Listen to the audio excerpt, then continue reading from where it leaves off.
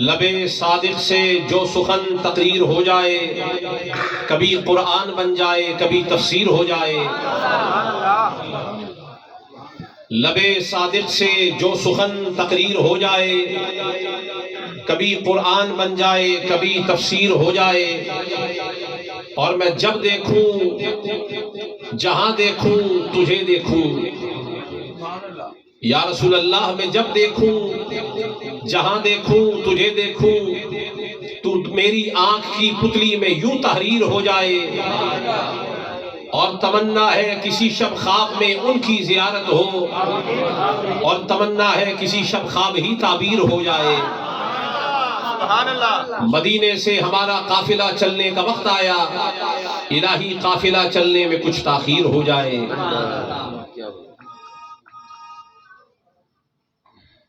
گرامی قدر حضرات، برادران اسلام، واجب الاحترام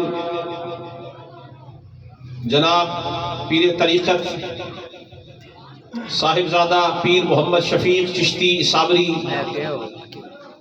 دامت برکاتہم القدسیہ، آپ کی خلفائے سلسلہ خلیفہ محمد اشفاق فیضی صاحب، خلیفہ پیر محمد عمران چشتی صابری صاحب، خلیفہ محمد رضوان چشتی صابری صاحب، خلیفہ صوفی محمد نوید چشتی صابری صاحب، حاجی محمد رشید صاحب، اور بڑے خوبصورت نقیب نعت خان جناب کرامت صاحب، قبلہ ڈاکٹر صاحب معصومی صاحب، اور قصور کے اس عظیم علاقے میں جہاں اللہ کا ایک کامل ولی آرام فرما رہا ہے، جس شہر کی ہوائیں اور فضائیں بھی روحانیت کی صدا لگاتی نظر آتی ہیں، حضرت سیدنا بابا بلے شاہ سرکار رحمۃ اللہ تعالی علیہ، ان کے شہر میں ایک عظیم محفل و مجلس کہ جو صابریہ چشتیہ سلسلہ کے زیر انتظام انعقاد پذیر ہے، میرے لیے یہ بڑی سعادت ہے اور سرمایہ فخر اور سرمایہ ناز ہے کہ میں غیروں کی محفل میں نہیں آیا، صابریوں کی محفل میں آیا۔ اور صابری صرف نام کے صابری نہیں ہوتے، ابھی خطاب میں آگے چل کے انشاءاللہ بات آئے گی۔ اصل میں آج جو خطاب تھا، چند روز قبل مجھے حاجی پیر محمد شفیق صاحب نے ایک عنوان دیا، اور حاجی محمد رشید صاحب بڑے مہربان ہیں، دونوں بھائی بڑے مہربان ہیں۔ حاجی صاحب نے مجھے ایک عنوان دیا، پھر حاجی رشید صاحب نے بھی ایک عنوان دیا۔ سبحان اللہ۔ اگرچہ دونوں عنوان جو ہیں بظاہر الگ الگ نظر آتے ہیں، پیر محمد شفیق صاحب نے مجھے چند دن پہلے کہا کہ آج یہاں پر غازی علمدار عباس رضی اللہ تعالیٰ عنہ، ان کا ذکر یہاں پہ ہو۔ اور حاجی رشید صاحب نے مجھے کہا کہ حضرت علاء الدین صابر کلی علی رحمۃ اللہ تعالیٰ علیہ، چونکہ دونوں بھائی جو ہیں یہ میزبان ہیں، تو قاعدہ یہی ہے کہ آمد با ارادت، بندہ ارادہ بنا کے آ جاتا ہے، لیکن یہ ارادہ بھی موقوف ہوتا ہے کہ جس نے بلایا ہے اس کی اپنی نیت کیا ہے، انہیں بھی راضی کرنا ہے۔ اور جو دونوں عنوان دیے ہیں، اگر یہ دونوں عنوان اکٹھے بیان ہو جائیں، قصور کے علاقے میں دونوں عنوان بیان ہو جائیں، تو پھر یہ راضی ہو یا نہ ہو، علی راضی ہو جاتا ہے۔ تو ہم بیچ کی راہ نکالتے ہیں۔ آغاز میں قرآن کریم کی ایک آیت کو عنوان کے طور پہ خطاب کے لیے میں نے تلاوت کیا، شرفاً تعظیماً تکریماً۔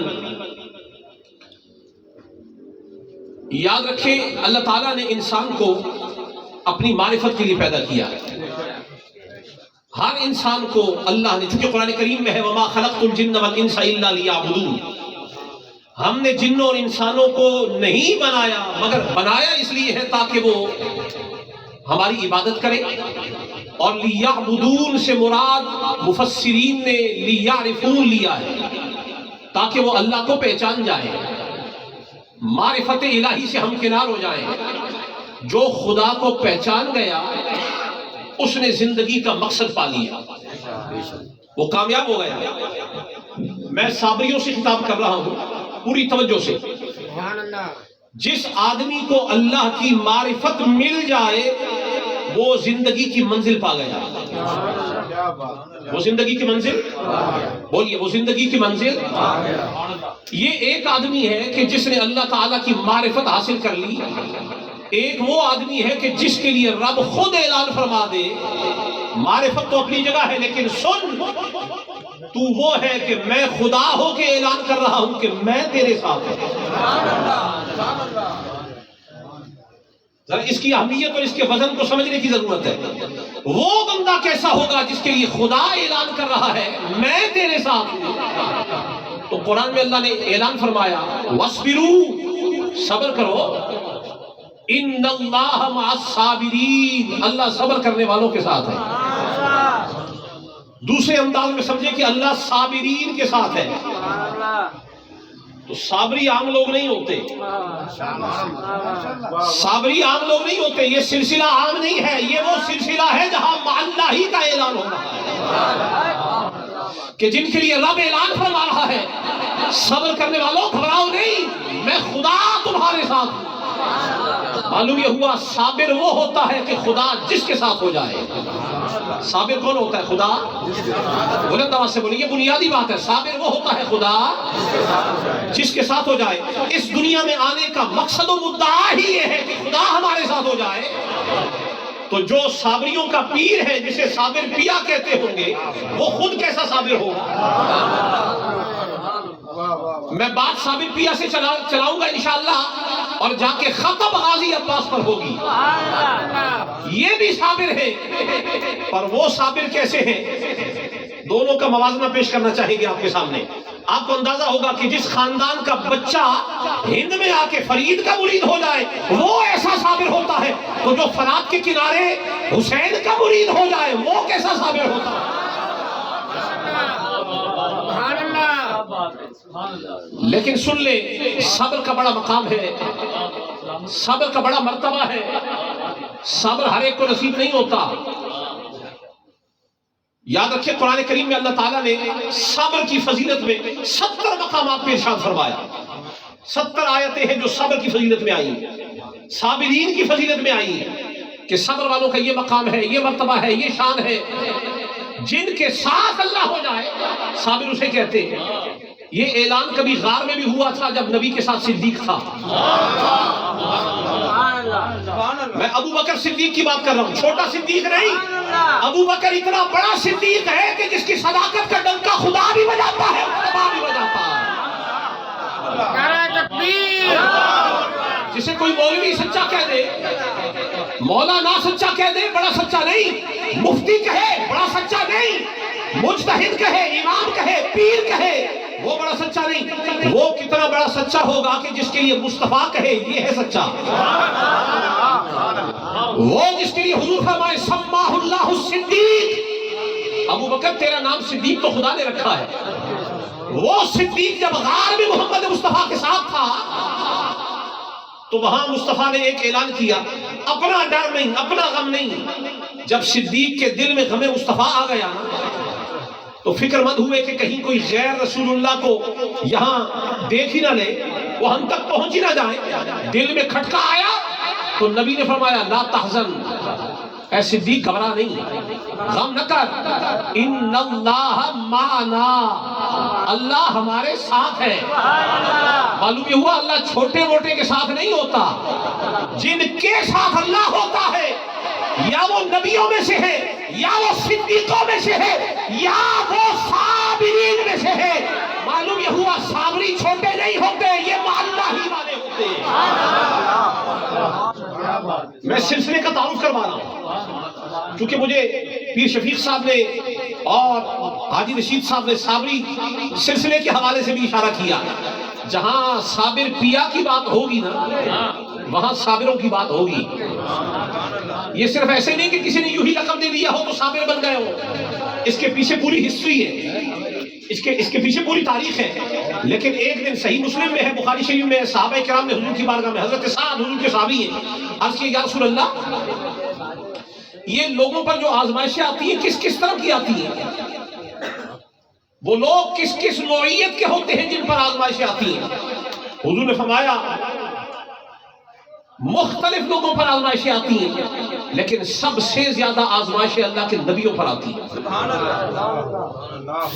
کس پر آتی ہیں؟ میں آپ کے ساتھ ایک تجدید وفا کی بات کر رہا ہوں. آج درس کی تجدید ہو رہی ہے، وہ درس جو آپ سارے جانتے ہیں، بھولا ہوا سبق یاد کروا رہا ہوں. رسول اللہ فرماتے ہیں کہ آزمائشیں آتی ہیں، لیکن سب سے زیادہ آزمائشیں کس پر آتی ہیں؟ کس پر؟ بولیں دوا سے بولیں کس پر؟ اور فرمایا پھر بتدریج نیچے کے درجات پر، صالحین پر، مقربین پر، اولیاء پر مصیبتیں، آزمائشیں، ابتلائیں، امتحانات آتے ہیں. لیکن حضور نے ساتھ ہی فرما دیا جس کا جیسا ایمان ہوتا ہے اس پر ویسی مشکل آتی ہے. جیسا ایمان ہے ویسی مشکل آتی ہے.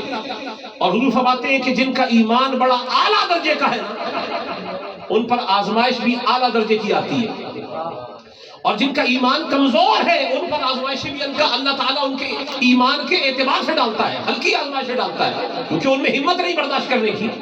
لیکن حضور فرماتے ہیں کسی پر بھی آزمائش آئے اور وہ برداشت کرے، صبر کرے، تو ایک مقام ایسا آتا ہے کہ ان آزمائشوں پر صبر کی وجہ سے اللہ تعالیٰ اس کے وجود سے ہر گناہ کو مٹا دیتا ہے، وہ گناہوں سے پاک ہو جاتا ہے. سبحان اللہ. اس کا مطلب یہ ہے کہ صبر سے گناہ جھڑ جاتے ہیں. صبر سے گناہ، بولیے صبر سے گناہ جھڑ جاتے ہیں. صابرین کا یہ مقام ہے. اور امام ابو القاسم قشیری رسالہ قشیریہ میں مولا علی کا ایک فرمان لے کے آئے، اور مولا علی ولیوں کے امام ہیں. جو ولی علی کو نہ مانے وہ کچھ اور تو ہو سکتا ہے، ولی نہیں ہو سکتا. کچھ ہو سو ہو، ولی نہیں ہو سکتا. یہ تو نقشبندیوں کا جو پیر لیٹا ہوا ہے نا سرحد کے اندر، جسے مجدد الفسانی کہتے ہیں، مجدد الفسانی نے یہ اعلان کیا اپنے مکتوبات کے اندر. وہ یہ کہتے ہیں کہ اس امت میں محمد رسول اللہ کی امت میں علی کو چھوڑ کے کوئی ولی بن جائے، یہ خیال بد ہے، یہ خیال باطل ہے. ذہن سے یہ خیال نکال دو کہ علی کو چھوڑ کے کوئی ولی بن جائے. اس امت میں علی کے بغیر ولی بننا تو دور کی بات ہے، گزشتہ امتوں میں بھی کوئی ولی نہیں بنا جب تک عالم ارواح سے علی نے نظر ڈال کے اسے ولی نہیں بنایا. سبحان اللہ، یہ اس علی کی بات ہو رہی ہے. اور آج جس صابر پیا کا ہم ذکر کر رہے ہیں اور غازی عباس کا، یہ پتر علی کے ہیں. سبحان اللہ، یہ دونوں بیٹے علی کے ہیں. صابر کو دیکھو تو بھی رنگ علی ہے، عباس کو دیکھو تو بھی رنگ علی ہے. جس ولی کو دیکھو ہر ایک میں رنگ علی نظر آ رہا ہے. کسی میں رنگ علی ہے، کسی میں بو رسول. تو مولا علی کا ایک فرمان رسالہ قشیریہ کے اندر امام ابو القاسم قشیری رحمۃ اللہ تعالی علیہ وہ لے کے آئے. قصور کی اس دھرتی پہ بیٹھے ہوئے حضرات، میں مولا علی کا ذکر چھیڑ بیٹھا ہوں. وہ محفل کیا ہے جس میں علی علی نہ ہو؟ جس طرح دیکھ میں مثالیں سارے پورے ہوں پر علی، وہ ایک نمک نہ ہو نا، نمک سارے مثالیں پورے ہوں نمک نہ ہو، کھانا مزے کا نہیں ہوتا. محفل پہ کتنا خرچہ کیوں نہ کر لیں، اچھے سے اچھا نقیب، اچھے سے اچھا نعت خوان، بڑا عالی شان قومی پائے کا اور عالمی لیول کا خطیب بھی کیوں نہ آ جائے، ساؤنڈ سسٹم اچھا بھی کیوں نہ ہو، لنگر بہترین بھی کیوں نہ ہو، جس محفل میں علی علی نہ ہو ہمیں تو مزہ ہی نہیں آتا. وہ محفل لذیذ نہیں ہے جس میں نعرہ علی کا نہیں ہے.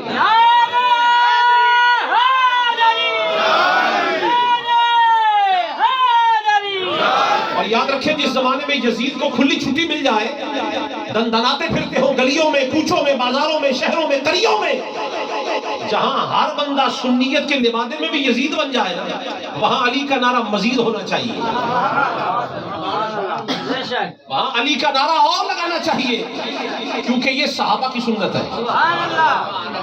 کس کی سنت ہے؟ دیدہ نہیں بولنا، کس کی؟ جو صحابہ کا نوکر ہے وہ تو بولے، اور جو عقیدے کا جوکر ہے وہ بے شک نہ بولے۔ علی کا نعرہ منافقوں کے سامنے لگانا سنت کس کی؟ کس کی؟ ابو سعید خدری ہے، حضرت جابر ہے، حضرت ابو الدرداء ہے، کم و بیش 5 سے 6 صحابہ ہیں جو راوی ہیں اس روایت کے۔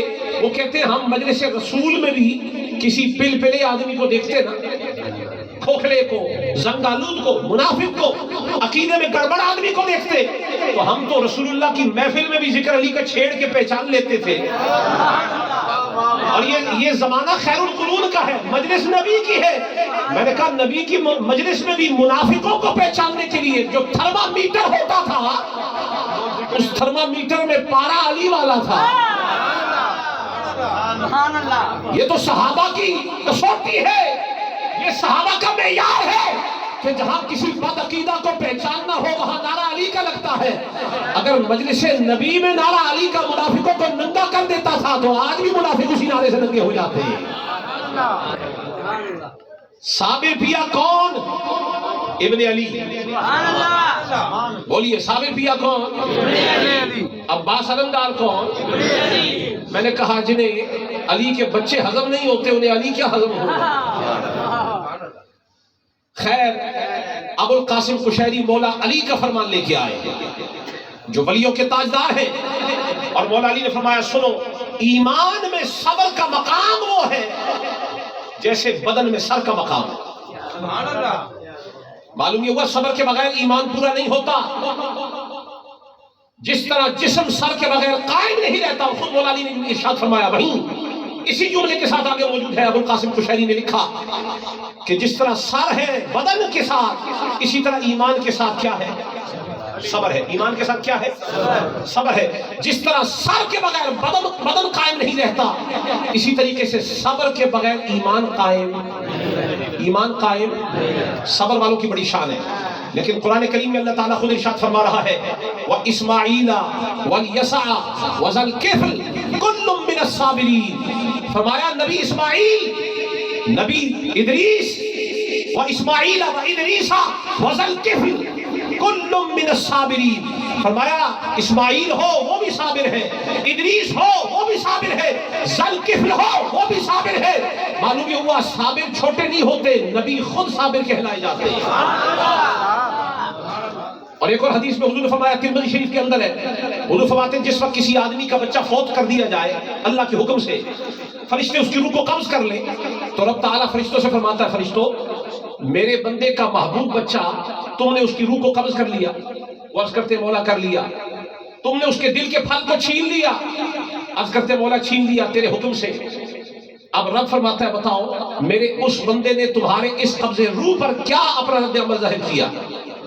تو فرشتے جواب دیتے ہیں مولا وہ بندہ صابر تھا، اس نے اپنے محبوب بچے کی وفات پر ناشکری کا کلمہ منہ سے نہیں بولا، اس نے تیری حمد بیان کی، شکر ادا کیا، اور اس نے اپنے منہ سے یہی کہا کہ میرے رب نے جو مجھ سے لیا ہے نا وہ اسی کا تھا، انا للہ و انا الیہ راجعون، مجھ سے جو لیا ہے وہ اسی کا تھا اور ہم نے بھی اسی کی طرف لوٹ کر جانا ہے۔ رب تعالیٰ اپنے اس بندے کی بات کو فرشتوں کے منہ سے سن کر اپنے بندے سے محبت کا اظہار فرما کے فرماتا ہے، فرشتوں اپنے محبوب شے کے کھو جانے پر بھی وہ میری حمد کر رہا تھا، وہ صابر، تو سنو فرشتوں اس نے میری حمد کی ہے نا اس مصیبت میں بھی، تو جاؤ لکھ دو اس کے لیے جنت میں ہم نے ایک محل تیار کر دیا اور اس محل کا نام ہی ہم نے بیت الحمد بنا دیا، بیت الحمد رکھ دیا ہے۔ یہ حمد والوں کا گھر ہے۔ کس کا گھر ہے؟ بلند آواز سے کس کا گھر ہے؟ حمد والوں کا گھر ہے۔ تو جہاں ایک بچے کے جانے پر بندہ صبر کرے تو جنت میں حمد والا محل مل جاتا ہے۔ میں نے کہا اس حسین اور عباس کا مقام کیا ہوگا جنہوں نے اپنے لال اپنی آنکھوں کے سامنے قربان کیے، اپنی آنکھوں کے سامنے قربان کیے، لیکن زبان پہ کلمہ اف کا نہیں آیا، کبھی ناشکری نہیں کی، کبھی شکوہ نہیں کیا۔ آپ نے بہت سنا ہوگا اللہ تمہیں صبر جمیل کی توفیق دے، آپ نے سنا نا، ہر ایک کے لیے آپ دعا کرتے ہیں اللہ تمہیں صبر، بیٹے نہیں کھڑے ہو جائے، محفل خراب نہیں کرنی بیٹے، وہیں سے ہوا دے دے سارا۔ ان کی خدمت آخر میں کر دیں. آپ بیٹے وہیں سے آواز دیں. اللہ آپ کو سلامت رکھے, آپ کی خدمت ہوگی, آپ اچھے کام کے لیے آئے ہیں بیٹے. ذرا توجہ فرمائیں. صبر کیا ہے؟ صبر یہ ہے کہ جس چیز سے عقل اور شریعت منع کرتی ہو اس سے اپنے نفس کو روک کے رکھنا. یہ عام لوگوں کا صبر ہے. لیکن ولیوں کا صبر یہ ہے کہ حضرت ابراہیم ادہم, ان کا دربار لگا ہوا ہے. ابراہیم ادہم کے دربار میں ایک اور اللہ کے ولی آئے, فقیر اور درویش. جیسے ہی وہ داخل ہوئے تو ایک بندہ اور بھی وہاں پر موجود تھا جس نے گدڑی پہنی ہوئی تھی فقیروں والی. یہ جو درویش مہمان بن کے آئے تو انہوں نے آتے ہی اس گدڑی والے درویش سے پوچھا, بتا تیری گزر بسر کیسے ہو رہی ہے؟ اس نے کہا, مل جائے تو کھا لیتے ہیں, نہ ملے تو صبر کر لیتے ہیں. یہ ہر بندے کی زبان پہ یہی بات, مل جائے تو کھا لیتے ہیں, نہ ملے صبر کر لیتے ہیں. اب وہ جو مہمان درویش آئے تھے نا ابراہیم ادم کے دربار میں, انہوں نے کہا, سن, یہ کام تو گلی کے کتے بھی کرتے ہیں. مل جائے تو کھا لیتے ہیں, نہ ملے تو صبر کر لیتے ہیں, یہ تو کتے بھی کرتے ہیں. اس درویش نے اپنی گدڑی کو زمین پر پھینکا اور کہا, آپ بتائیں پھر درویشوں کا معمول کیا ہوتا ہے؟ آپ نے فرمایا, درویش وہ ہوتا ہے کہ جسے نہ ملے, جسے مل جائے تو وہ بانٹ دیتا ہے, اور جب نہ ملے تو دعا کرتا ہے, مولا دے جا تو.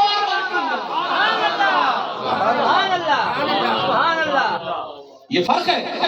دنیا دار کا صبر اور ہے, اہل اللہ کا صبر اور ہے. انہیں مل جائے تو کھاتے ہیں, نہ ملے تو صبر کرتے ہیں. لیکن ولیوں کو مل جائے تو وہ سوچتے ہیں کس کو ضرورت ہے. کشف المحجوب کو اٹھائے, داتا صاحب کی کتاب. لوگوں نے صرف کشف المحجوب کا نام یاد کیا ہوا ہے, ہم نے صرف داتا کا نام یاد نہیں کیا, داتا کا نسخہ بھی ہمیں یاد ہے. نسخہ کیا ہے؟ جو فرمان ہے داتا کے. داتا صاحب نے کشف المحجوب کے اندر یہ ارشاد فرمایا, سنیں جو داتا صاحب کے فرامین ہیں, اگر کسی کو دو چند بھی یاد ہو تو بڑی بات ہے. یہ پیر کامل ہے, جسے پیر کامل نہ ملتا ہو وہ کشف المحجوب کو پڑھے. کسے پڑھے جی؟ کشف المحجوب کے اندر آتا ہے کہ ایک دن حضرت امام حسن موجود ہے مدینہ شریف کے اندر. ایک عربی آیا. یہ وہ لوگ ہیں جو اہل بیت سے بغض رکھنے والے, اہل بیت سے جلنے والے, اہل بیت سے نفرت کرنے والے, جن کے دل میں خار ہے اہل بیت سے. آیا, اس نے حضرت امام حسن کو گالیاں نکالی, معاذ اللہ, اور یہ کشف المحجوب میں موجود ہے. برا بھلا کہا, مولا علی کو برا بھلا کہا, سیدہ کائنات کو برا بھلا کہا. جب اس نے یہ کہا نا, رج کے اس نے اپنی طرف سے جو گالم گلوچ کرنی تھی کر بیٹھا, تو امام حسن نے جواب دیا, سنیں, آپ نے صبر کسی اور چیز پہ جانا ہے, صبر کرنا ہے نا تو نبی کے گھر والوں سے پوچھو. امام حسن نے اس کی گالیوں کے جواب میں آپ نے فرمایا, کیا چاہتا ہے, میں تجھے کھانا کھلاؤں؟ اس نے ایک دو اور گالیاں دے دی. آپ نے پھر جواب دیا, آپ نے فرمایا, کیا چاہتا ہے, میں تجھے پانی پلاؤں؟ توجہ ہے نا حضرات کی. میں امام حسن کا صبر بتا رہا ہوں آپ کو, اور جس صابر پیا کی بات کرنے جا رہا ہوں صابریوں میں بیٹھ کر, وہ صابر پیا بھی کوئی اور نہیں ہے, امام حسن کا پتر ہے. میں کوئی رشتے اور ربط قائم کر رہا ہوں, دور ملا رہا ہوں. وہ جو فرید کی مریدی میں آ جائے, نام صابر پیا ہو, وہ پتر امام حسن کا ہے. جن کا بیٹا صابر پیا کہلاتا ہے, ان کا دادا حسن خود کتنا بڑا صابر ہوا. سبحان اللہ. وہ گالیاں بکے جا رہا ہے. امام حسن نے آخر میں فرمایا, سن, کھانا کھلاؤں؟ یہ گالیوں کا جواب ہے. بیٹا علی کا ہو تو جواب یہی بنتا ہے. وہ گالی دے, امام حسن فرماتے کھانا کھلاؤں. وہ گالی دے, امام حسن فرماتے پانی پلاؤں. آخر اس نے جب گالیوں کا سلسلہ دراز رکھا نا, آپ نے فرمایا, اچھا ٹھہر جا. آپ گھر کے اندر داخل ہوئے, ایک تھیلی موجود تھی دیناروں کی بھری ہوئی. آپ کو پتا ہونا چاہیے درہم اور ہوتے ہیں, دینار اور ہوتے ہیں. درہم چاندی کے, دینار سونے کے سکے کو کہتے ہیں. سونے کے سکوں کی بھری ہوئی تھیلی گھر سے نکالی اور لا کر اس بندے کے ہاتھ میں رکھی جو گالیاں دے رہا تھا. فرمایا, سن, ابھی تو گھر میں بس یہی تھا, واللہ اگر اس کے علاوہ کچھ اور بھی ہوتا نا تو میں کبھی تجھ سے بچاتا نہیں, وہ بھی تجھے دے دیتا. وہ بھی تجھے دے دیتا. یہ صلہ کس چیز کا ہے؟ گالیوں کا. گالیوں کا. منہ سے یہ کہنا آسان ہے کہ گالیوں کے جواب میں پھول کسی کے اوپر پھینکنا, یہ کام کر کے دکھایا ہے زہرا کے لال. گالیاں سنی, اور یہ جو مروان لعین ہے اس کے بارے میں بھی کتابوں کے اندر آتا ہے، یہ امام حسن حسین کو منہ پر کھڑے ہو کے لانتے کہا کرتا تھا، لانتے دیا کرتا تھا اور بکا کرتا تھا اہل البیت ملعونون، یہ جملے ہیں اس کے۔ ایک دن اس نے یہ بکواس کی تو امام حسن جو بڑے صبر والے ہیں، آپ نے فرمایا سن، تجھے تیری گالی کے جواب میں کوئی گالی تو دینا نہیں چاہتا لیکن کلمہ حق ضرور کہنا چاہتا ہوں۔ سن، تو اپنے منہ سے ہمیں لانتی کہتا ہے سارے اہل بیت کو، اور اہل بیت میں تو حضور بھی شامل ہیں۔ گھر والا نہ ہو تو گھر والے باقی کیسے ہو گئے؟ حضور سب سے پہلے اپنے گھر کے صاحب ہیں، وہ صاحب البیت ہیں، باقی سارے حضور کے اہل بیت، حضور کے سوا تو اہل بیت پورے ہی نہیں ہوتے۔ معلوم یہ ہوا اس نے در حقیقت پردے میں رسول اللہ کو بھی گالی دی، یہ ملعون ہے، یہ رسول اللہ کا گستاخ ہے۔ جب اس نے گالی دی نا تو اس نے کہا، حضرت امام حسن نے فرمایا میں تجھے جواب نہیں دیتا لیکن میں تجھے رسول اللہ کی حدیث ضرور سناتا ہوں، ہم نے سنا ہے کہ نبی نے اپنی زبان انور سے تجھے اور تیرے باپ کو ملعون فرمایا تھا، تجھے اور تیرے باپ کو ملعون فرمایا تھا۔ جسے نبی ملعون فرما دے وہی اہل بیت کو ملعون، گالیاں وہی اہل بیت کو بقا کرتے ہیں، انہی کی زبانوں پر اہل بیت کے بارے میں گھٹیا جملے آتے ہیں کہ جنہیں نبی کی طرف سے اس قسم کے کلمات مل جائیں جو نبی پاک صلی اللہ علیہ وسلم کو ناراض کر بیٹھتے ہیں۔ لیکن امام حسن نے کیا کیا؟ گالیاں سننے کے بعد دینار کی تھیلی دے دی۔ جب اس نے دیکھا نا کہ میں تو گالیاں بک رہا ہوں، مجھے تو یہ تحفے دے رہے ہیں، مجھے تحفے دے رہے ہیں امام حسن، اس نے اب کہا میں شہادت دیتا ہوں، میں گواہی دیتا ہوں کہ اے امام حسن جس کا عمل ایسا ہے نا گالیوں کے بعد وہی مصطفیٰ کا بیٹا ہے، آپ محمد رسول اللہ کی اولاد ہیں، میں شہادت دیتا ہوں۔ وہ بندہ قائل ہو گیا اہل بیت کی عظمت کا۔ اور ہمارے امام غالباً حضرت امام مالک یا امام اعظم ابو حنیفہ دونوں میں سے کسی ایک کے بارے میں یہ روایت آتی ہے کہ ان کو بھی ایک دن ایک آدمی اسی طریقے سے گالیاں دینے لگا، فقہی اختلاف کی بنیاد پر مسجد سے نکلے، اس کو جو گالیاں یاد تھی وہ امام اعظم ابو حنیفہ یا امام مالک ان کو دیتا چلا گیا۔ آپ اپنے گھر کی طرف جا رہے تھے، راستے سارے میں انہوں نے گالیاں سنی، کسی ایک گالی کا جواب پلٹ کر نہیں دیا۔ توجہ ہے نا؟ یہ وہ چیزیں ہیں پاکوں کا تذکرہ، پاکوں کی سیرت، پاکوں کا کردار، جس سے ہمارا کردار صاف اور ستھرا ہو سکتا ہے۔ فقط وہ باتیں محفلوں میں آ کے کرنا جن سے آپ نعرے لگائیں اور غل غبارہ یہاں پر ہو جائے، شور شرابہ ہو جائے، اور اس کے بعد آپ ہدایت نہ لیں، دل پاک نہ ہو، تو محفل میں آ کے آپ نے کیا لیا؟ روٹی کھانے آئے تھے۔ وہ محفل کامیاب نہیں ہے جس میں آپ صرف روٹی کھا کے چلے جائیں اور اس کے سوا ہدایت نہ ملے۔ کم از کم ان محفلوں میں کہ جہاں پہ ذکر گیلانیوں کا ہو رہا ہو، پاکوں کا ہو رہا ہو، سلسلہ صابریوں کا ہو، اور صابر پیا بیٹا امام حسن کا ہو، تو وہاں سے ہدایت کا سودا نہ لے کے جائیں۔ تو اس کا مطلب یہ ہے کہ تہی دامن آپ چلے گئے، خالی چلے گئے، لیکن ہم آپ کو خالی جانے نہیں دیں گے۔ پاکوں کا وتیرہ بتا رہے ہیں کہ گالیاں دینے کے باوجود بھی امام اعظم نے مڑ کے اس کو ایک گالی کا بھی جواب نہیں دیا، حتیٰ کہ گھر کے دروازے پر جا کے کھڑے ہو گئے، داخل نہیں ہوئے۔ آپ نے فرمایا کوئی اور بھی رہ گئی ہے سنانے کے لیے تو وہ بھی دے دے تاکہ پھر میں گھر میں داخل ہو جاؤں۔ اس نے دیکھا کہ مجھے تو وہ جواب رسپانس رد عمل آ ہی نہیں رہا جس کی میں توقع کر رہا ہوں، تو قائل ہو گیا یہ میرے جیسے نہیں ہے، یہ واقعتاً امام ہے۔ باز آ گیا، شرمندہ ہو گیا، نادم ہو گیا، تائب ہو گیا، معافی مانگی، ہدایت پر آ گیا۔ معلوم یہ ہوا صابرین ایسے ہوتے ہیں۔ صابرین بلند آواز سے، میں صابریوں سے بات کر رہا ہوں۔ صابری وہ ہوتے ہیں کہ بری بات سن کر بھی اسی طرح کا جواب نہ دیں، اسے کہتے ہیں مرید ثابت پیا کا، جو گالی سن کر بھی گالی نہ دے، اور یہ متبع ہے امام حسن حسین کا۔ تو گرامی قدر حضرات، یہ تو صرف گالیاں سن کر جواب نہیں دیتے، یہ تو الگ بات ہے نا، یہاں پر تو ہاتھ قلم بھی ہو جائیں،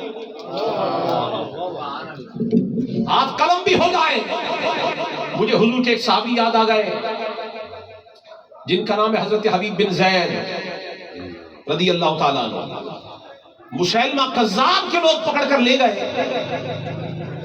اور انہوں نے جا کر مسیلمہ کے سامنے پیش کیا، تو مسیلمہ نے پکڑ کر کہا بتا محمد اللہ کے رسول ہے؟ تو صحابی نے جواب دیا ہاں وہ اللہ کے رسول ہے، وہ اللہ کے سچے نبی ہے، رسول ہے۔ تو اس نے کہا بتا میرے بارے میں بتا کہ میں اللہ کا رسول ہوں؟ اب صحابی نے جواب دیا، کہنے لگے مجھے تو آواز ہی نہیں آتی، میں تو بہرا ہوں، مجھے سنائی نہیں دیتا۔ معلوم یہ ہوا جو بات جہاں نبی کے خلاف ہو رہی ہو وہاں ہمیشہ کان بند رکھنے چاہیے، جہاں پاکوں کی توہین ہو رہی ہو، صالحین کی، مقربین کی، اہل اللہ کی، اولیاء کی، انبیاء کی، وہاں اپنے کانوں کو بند رکھا جاتا ہے۔ ہمیں ایسی گھٹیا آوازیں آتی ہی نہیں۔ تو حضرت حبیب بن زید نے کہا مجھے تو سنائی نہیں دیتا۔ جب انہوں نے دیکھا تھا کہ یہ مسلمہ کے حق کی بات نہیں کرنا، مسلمہ نے حکم دیا کہ اس کے ہاتھ کاٹ دیے جائیں۔ ان کے ہاتھ کاٹے گئے۔ ہاتھ کاٹنے کے بعد پھر پوچھا محمد اللہ کے رسول ہے؟ فوراً جواب دیا، آپ نے فرمایا ہاں محمد اللہ کے رسول ہے۔ ساتھ کہا میں بھی اللہ کا رسول ہوں، میری رسالت کی گواہی دو۔ آپ نے پھر جواب دیا ہاتھ کٹ گئے ہیں تو کیا ہوا، مجھے سنائی نہیں دیتا، مجھے سنائی نہیں دیتا، کیونکہ میرے حبیب کے خلاف تو کلمہ میرے منہ سے بلوانا چاہتا ہے۔ حتیٰ کہ کرتے کرتے سارا جسم ان کا ٹکڑے ٹکڑے کر دیا گیا، لیکن حضرت حبیب بن زید نے اپنے حبیب مصطفیٰ کے خلاف ایک جملہ بولنا گوارا نہیں کیا۔ جسم سارا کٹ گیا، قلم ہو گیا، لیکن ایسا ہی ایک وفا کا شہنشاہ فرات کے کنارے بھی آیا تھا، جسے عباس علمدار کہا جاتا ہے، جو نبی کے دیوانے ہو جائیں، نبی والوں کے دیوانے ہو جائیں، ان کا جسم چھلنی چھلنی ہو جائے، وہ کبھی وفا کا سودا نہیں کیا کرتے۔ اسی کربلا کے میدان پر فرات کے کنارے ابن زیاد نے پیغام بھجوایا شبر کے ذریعے سے، نہ کرے بیٹے آرام سے، شبر کے ذریعے سے یہ پیغام حضرت عباس تک گیا۔ انہوں نے کوشش کی کہ حضرت عباس اور امام حسین کو جدا کر دیا جائے، عباس کو الگ کر دو، حسین سے جدا کر دو تاکہ طاقت منتشر ہو جائے۔ جب پیغام گیا نا حضرت عباس تک کہ ابن زیاد نے پیغام دیا ہے کہ آپ حسین کو چھوڑ دیں، ہم آپ کو امن دیتے ہیں، آپ امان میں آ جائیں گے، ہم ضمانت دیتے ہیں، آپ کو گزند نہیں پہنچے گی، کوئی نقصان نہیں پہنچے گا، آپ حسین کو چھوڑ دیں۔ حضرت عباس علمدار نے وہاں پر وفا کا نعرہ لگایا اور نعرہ لگا کر کہا تیرے ہاتھ ٹوٹ جائیں، تو تباہ ہو جائے، تو مجھے میرے بھائی سے جدا کرنا چاہتا ہے؟ عباس وہ نہیں ہے کہ جو حسین کو تنہا چھوڑ دے۔ معلوم یہ ہوا ایسی مشکل میں بھی جو اپنے وجود کو قربان کر دے پر وفا کا سودا نہ کرے اسے عباس علمدار کہا جاتا ہے، اسے عباس علمدار کہا جاتا ہے۔ اور یہ ان کے اندر وفا کیوں نہ ہو، یہ بیٹا جو ام المنین کا ہے، علی المرتضیٰ کی زوجہ ام المنین، جس ماں نے بھٹی ہی وفا کی پلائی ہو، شیر ہی وفا کا پلایا ہو، اور یہ درس دیا ہو عباس اگرچہ تو بیٹا علی کا ہے پر سن تجھ میں اور فاطمہ کے بچوں میں یہ فرق ہے کہ تو ام المنین کا بیٹا ہے اور حسن و حسین فاطمہ کے بیٹے ہیں۔ کبھی برابری کا خیال بھی دماغ میں نہ آئے۔ یہی تو وجہ ہے کہ عباس علمدار ابن علی ہونے کے باوجود کبھی امام حسین کو بھائی نہیں کہا، جب بھی کہا ہے اپنا آقا ہی کہا، اپنا سردار ہی کہا ہے، اپنا سید مانا ہے، اپنا آقا مانا ہے۔ میں نے کہا حیف ہے ان لوگوں پر کہ جنہیں آج تک حسین کی سمجھ نہیں آئی۔ حسین کو سمجھنا ہے یا ام المنین سے سمجھو یا عباس علمدار سے سمجھو، وہ بتائیں گے کہ حسین سے تعلق کیسا ہونا چاہیے۔ تو گرامی قدر حضرات، یہاں ہاتھ کٹ جائیں، یہاں بازو کٹ جائے، وجود کا ہر عضو قلم ہو جائے اور وفا کا سودا نہ ہو تو پھر نعرے کی آواز وہاں سے ایسے صابر کا نام عباس علمدار ہوتا ہے، اور اس کا نام بھی تو ہے نا عباس۔ کیا نام ہے؟ حسین کے اس وفادار سپاہی کا نام، لشکر حسین کے سپہ سالار کا نام عباس ہے، اور نام بتاتا ہے عباس کہتے ہی اس کو ہے جو بفرا ہوا شیر، بفرا ہوا شیر۔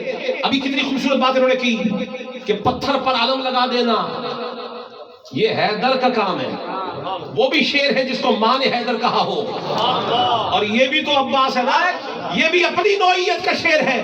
کوئی پتھر پہ علم گاڑ رہا ہے، کوئی سمندروں پہ علم گاڑ رہا ہے، اور آج بھی سمندر وفا پر جس نے اپنا علم لگایا ہوا ہے اسے عباس علمدار کہتے ہیں۔ میں حیران ہوتا ہوں ان لوگوں پر جو اس وجہ سے حضرت غازی عباس علمدار کا نام نہیں لیتے چونکہ ان کا نام شیعہ لیتے ہیں۔ میں نے کہا تجھ سے گھٹیا آدمی بھی کوئی ہوگا؟ شیعہ خدا کا نام لیں گے تو خدا کو چھوڑ دے گا، شیعہ مصطفیٰ کا نام لیں گے تو مصطفیٰ کو چھوڑ دے گا، شیعہ اگر آج ابو بکر صدیق کا نام لینا شروع کر دیں تو ابو بکر صدیق کو یوں چھوڑ دو گے کہ شیعہ لیتے ہیں؟ یہ کیا قاعدہ ہے، یہ کیا معیار ہے؟ یہ مت دیکھو کہ کون نام لے رہا ہے، یہ دیکھو کس کا نام لے رہا ہے۔ عباس علمدار کو ہم شیعہ کی وجہ سے نہیں جانتے، ہم عباس کو علی کے خون کی وجہ سے جانتے ہیں، ہم عباس کو حسین کی نسبت سے جانتے ہیں، ہم عباس کے اس کردار کو جانتے ہیں جو کربلا میں ایسا روشن ہوا کہ آج استعارہ وفا بن گیا ہے۔ اگر عباس نہ ہو تو پھر وفا کیا ہے؟ غازی عباس کا نام اگر وفا کی کتاب سے نکال دو تو پھر کتاب ساری صفحات کالے ہیں، لیکن اگر کتاب وفا میں عباس کا عنوان آ جائے تو پھر یہی کتاب ہے جو آخر تک نجات تک لے جانے والی ہے۔ تو گرامی قدر حضرات، یہ بھی تو صابر ہے نا، ان کا صبر بھی تو دیکھو، بازو قلم ہو گئے اور اپنے آقا حسین کے فرمان کو پس پشت نہیں ڈالا، پس پشت نہیں ڈالا۔ تو سن لے، صبر، آزمائشیں، امتحانات یہ کن کے لیے ہے؟ جن کے درجے بلند ہوتے ہیں، جن کے مقام اعلیٰ عرفہ ہوتے ہیں، اور جہاں صبر کی بات آ جائے وہاں ایوب کی بات نہ آئے۔ اللہ اکبر۔ حضور کے یہ اللہ تعالیٰ کے نبی ہیں، رسول ہیں، حضرت ایوب علیہ السلام، یہ ان کا مقام و مرتبہ ہے کہ اللہ تعالیٰ نے نبیوں میں سے حضرت سیدنا ایوب علیہ السلام پر بڑی آزمائش ڈالی، بڑی آزمائش، اور قرآن کریم میں ان کی آزمائش کا ذکر موجود ہے، احادیث میں موجود ہے۔ بلکہ ایک حدیث شریف کے اندر حضور پاک صلی اللہ علیہ وسلم ارشاد فرماتے ہیں، حضرت ابن عباس راوی ہے، یہ بچے خاموش ہو جائیں، بیٹے کیا کر رہے ہیں؟ خاموش۔ ساحل ہو گئے باہر کر دیں، بار بار شرارت۔ آخر میں کر لیں، پیسے دے بھی دے، اس کو چاہیے دے دے، لے کوئی بات نہیں، کوئی بات نہیں، اسی شوق سے آئندہ پھر محفل میں۔ تو ابلیس نے کہا وہ تیرا شکر کیوں نہ کرے جب تو نے اتنی نعمتیں دی ہوئی ہیں؟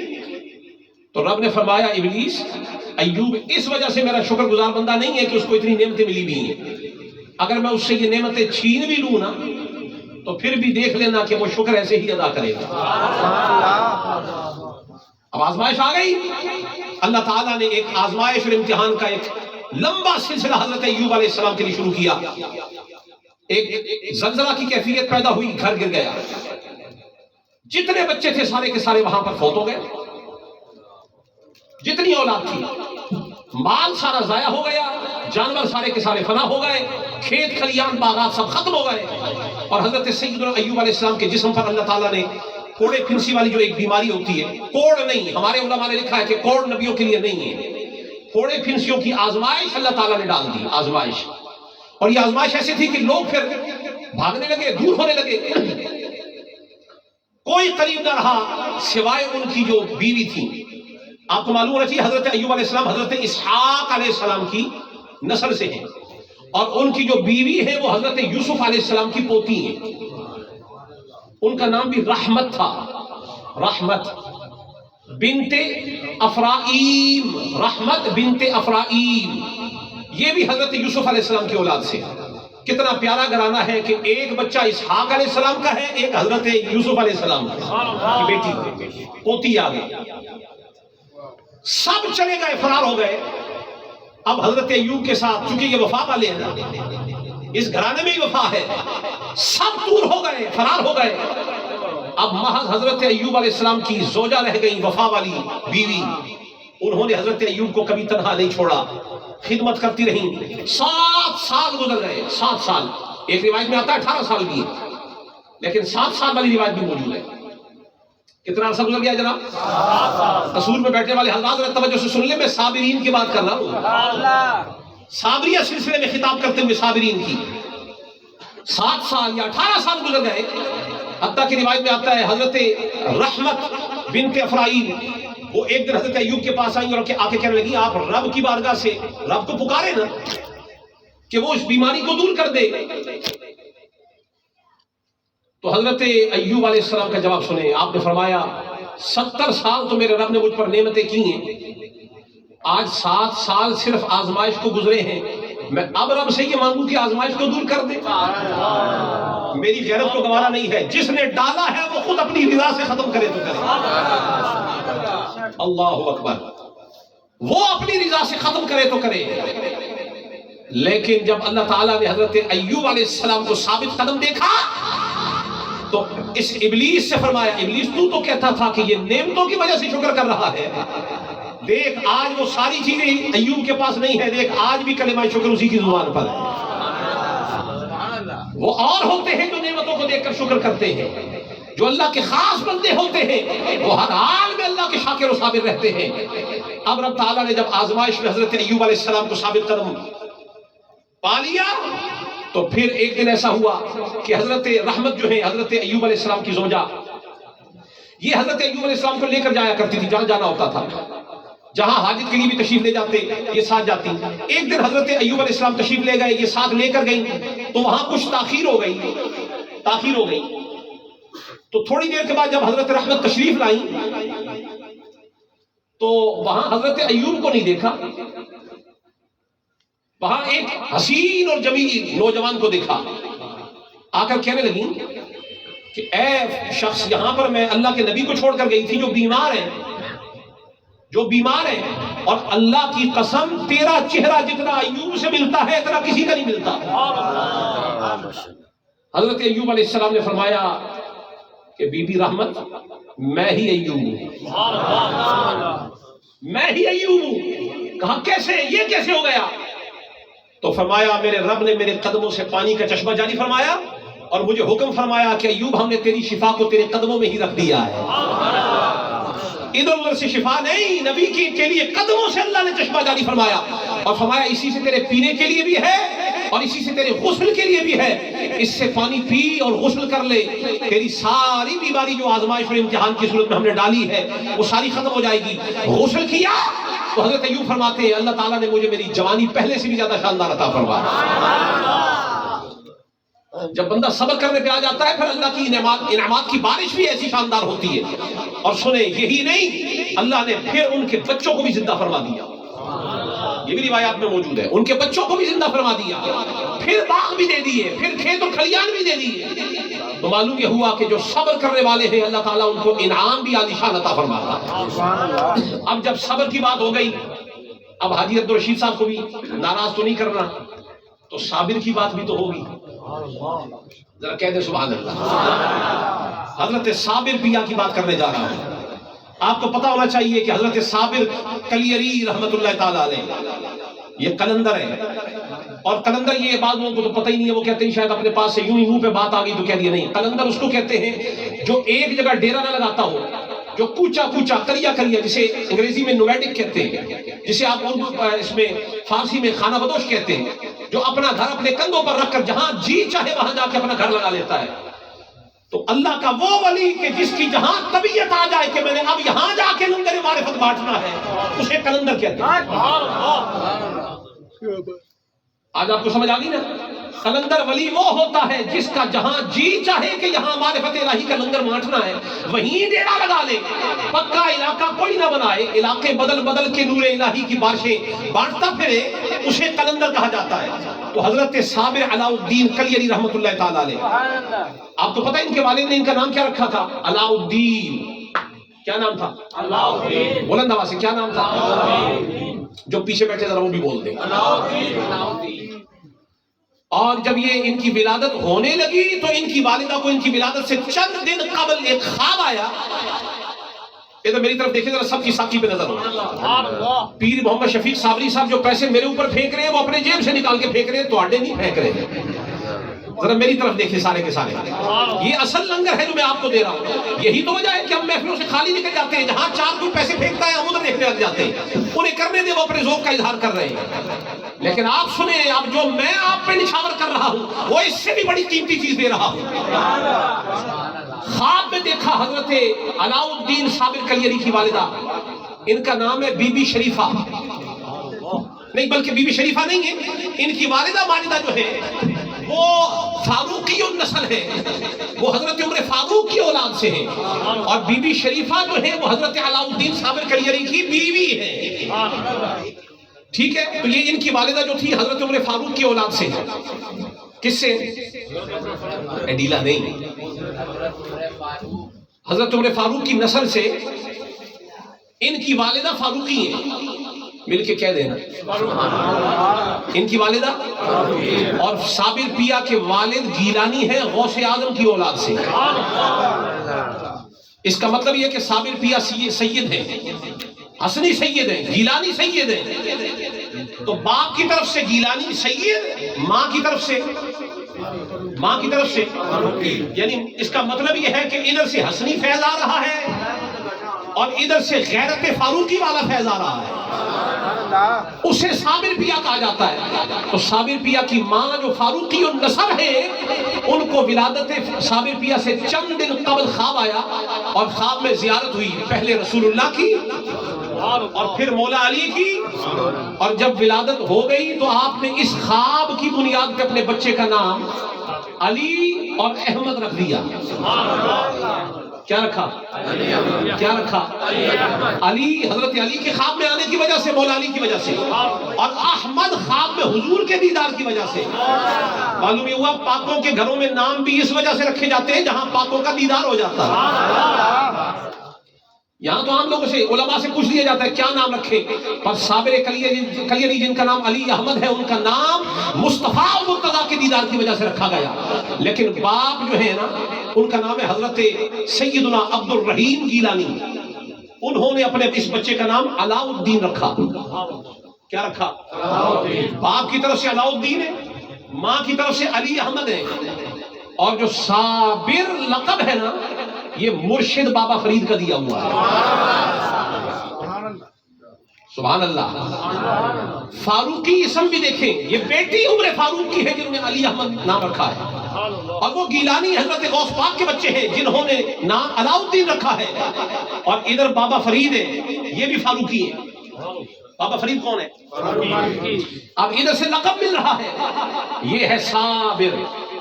سن لیں، جب یہ صابر پیا 9 سال کے قریب ان کی عمر ہوئی، اختصار کے ساتھ اگلے 10 منٹ میں آپ سے اجازت لے رہا ہوں.